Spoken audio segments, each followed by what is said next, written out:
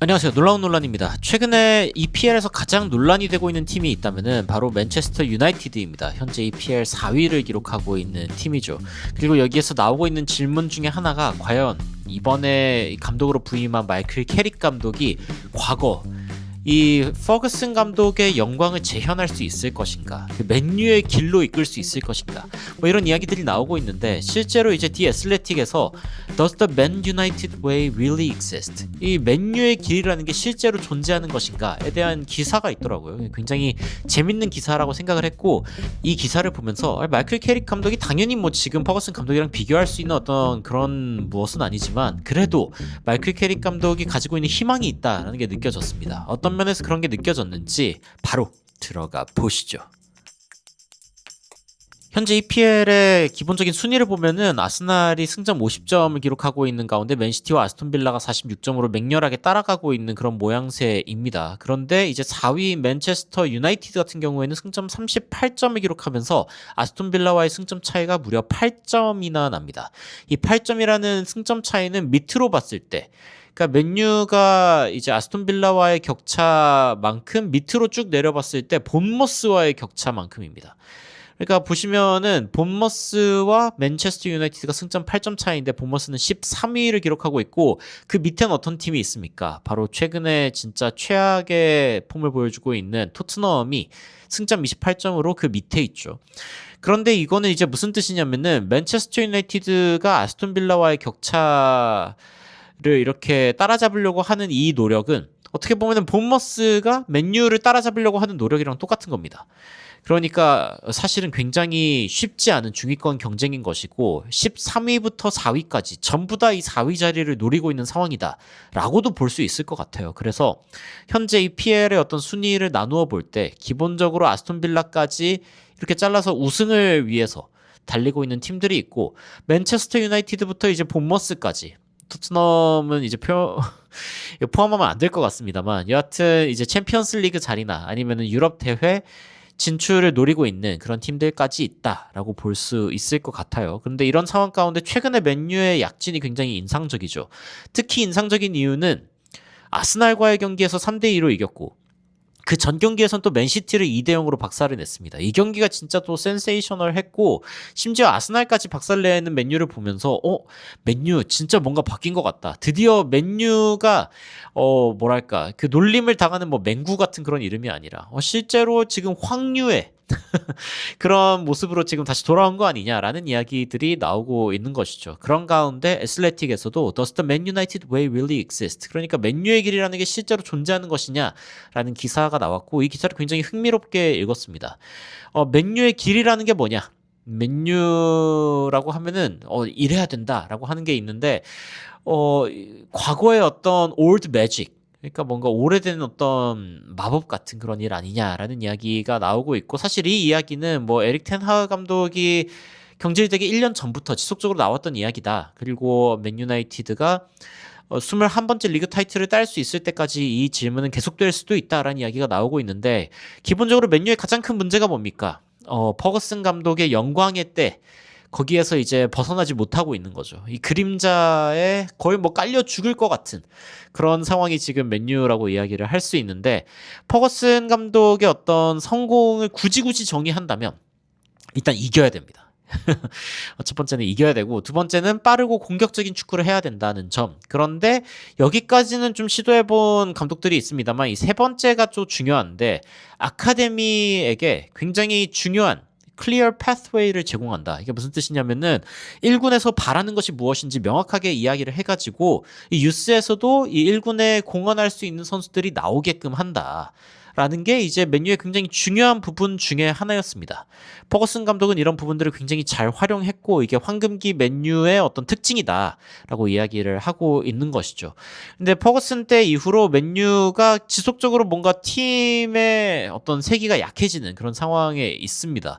특히 이제 약간의 롤러코스터 같은 느낌이기는 한데, 모예스 감독과 바날 감독을 거치면서 거의 뭐 박살났던 맨유가 그나마 무리뉴 때 무리뉴의 최고의 업적 중에 하나라고 자랑했던 이 시기 잠깐 이제 괜찮았고 솔샤르 때도 잠깐 괜찮았나 싶었는데 근데 텐하흐 감독 때 뭔가 좀 애매하게 속절없이 좀 박살나는 모습을 보였고 아모림 감독도 차마 맨유를 제대로 회복시키지 못한 상황에서 결국에는 경질되어 버리고 말았습니다. 이렇게 되면서 이제 마이클 캐릭 감독이 임시 감독으로 지금 맡게 된 것인데 과거에 맨유가 일단 우승을 할 때에는 퍼거슨의 최종 8개의 시즌을 분석해 봤을 때 적어도 승점 80점을 땄고 그리고 그 중에 5시즌을 우승을 했습니다. 근데 이때 당시에는 이제 80몇 점대로도 우승을 할 수 있던 때였는데 2013-14 시즌부터는 맨유의 기본 평점 굉장히 최악이죠. 12개의 시즌을 분석해 봤을 때 평균 66점을 기록을 했습니다. 그래서 퍼거슨의 때 전혀 미치지 못할 뿐 아니라 문제가 뭐냐면은 최근에 12개의 타이틀 위너 그러니까 12시즌의 타이틀 우승자들을 봤을 때 평균 91점을 기록을 했습니다. 그러니까 승점을 기본적으로 따내야 하는 그 양 자체도 굉장히 많아진 것이고 물론 이번 시즌 같은 경우에는 한 85점 정도면 우승할 수 있다라는 이야기가 나오고 있습니다. 그만큼 또 치열하다라는 이야기인데 맨유는 퍼거슨의 은퇴 이후로 이 우승을 노릴 수 있는 자리까지 가지 못하는 게 일단 가장 큰 문제가 되고 있고 심지어 2024-25 시즌에는 리버풀의 승점 절반밖에 기록하지 못하는 그런 상황이 발생했습니다. 맨유 입장에서는 굉장히 좀 곤혹스러운 그런 일이라고 할 수 있죠.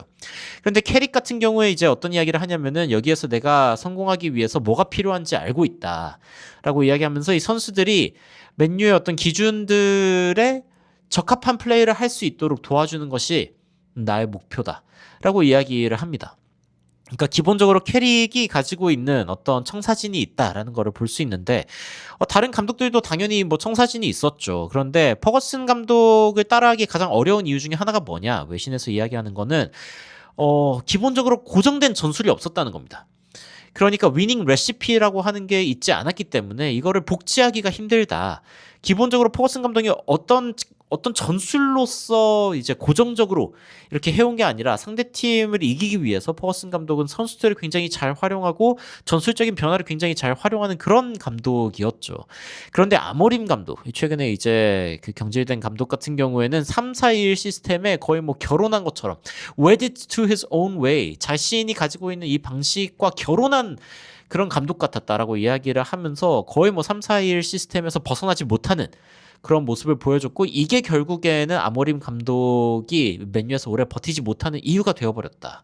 특히 최근에 이제 어느 정도 명장의 반열에 오르기 위해서는 자신의 어떤 스타일이 있어야 된다라는 압박 때문인지 이 빅클럽에 온 이 감독들이 자신의 전술을 바꾸지 못하면서 유연하지 못한 대처를 보여주는 경우가 굉장히 많았죠. 뭐 포스테코글루 감독도 사실은 그 일례 중에 하나인데 여하튼 이 아모림 감독이 가장 또 크게 문제가 됐던 부분 중에 하나는 이 third bullet point. 그러니까 아까 이야기했던 맨유가 성공하기 위해서 필요한 이 세 가지 레시피 중에 이 세 번째.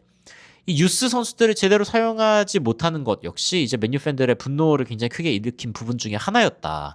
기본적으로 아모림 감독은 그 유스 선수들의 경기조차 보지 않았다고 해요. 여기 보면은 reluctant to promote academy players. 그러니까 아카데미 선수들을 1군으로 승격시키는 것을 싫어했을 뿐만 아니라 아예 아카데미 경기 자체를 보러 간 적이 한 번도 없었다.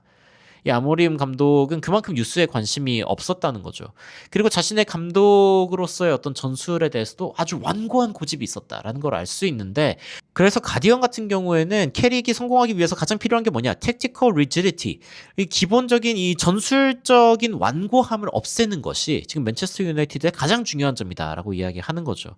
근데 마이클 캐릭 감독에 대해서 이야기하는 사람들은 이렇게 이야기를 합니다. 그러니까 don't buy into this whole philosophy crap. 기본적으로 이 어떤 전술, 철학 이런 거에 뭐 매달려야 된다는 거에 대해서는 진짜 바보 같은 생각이다. 그냥 선수들에게 맞고 그리고 전술적으로 맞는 상대방을 상대하기에 가장 적합한 전술로 나아가는 것이 중요하다. 캐릭 감독이 기본적으로 자신의 어떤 전술을 강조하는 것이 아니라 상대방의 어떤 그 강점이나 그리고 우리 팀이 가지고 있는 강점, 약점들을 분석해가지고 그때그때 좀 다르게 접근하는 것이 굉장히 중요하다라고 이야기를 했단 말이죠. 그래서 이제 그 애슬레틱에서도 이런 이야기를 하는데 유나이티드 웨이의 새로운 버전이 과연 탄생한다면 그러면은 무조건 이기는 것이 중요해야 된다. 그러니까 어떤 스타일에 뭐 점수를 더 주지 않는다. 프리미어 리그에서 뭐 어떤 스타일로 특정 스타일을 유지했다라고 해가지고 뭐 승점을 더 줍니까? 그런 것도 아니고 무조건 이기는 것이 중요한데 이 부분에 대해서 캐릭 감독이 생각을 하면서 플레이를 해야 될 것이다라고 이야기를 했습니다.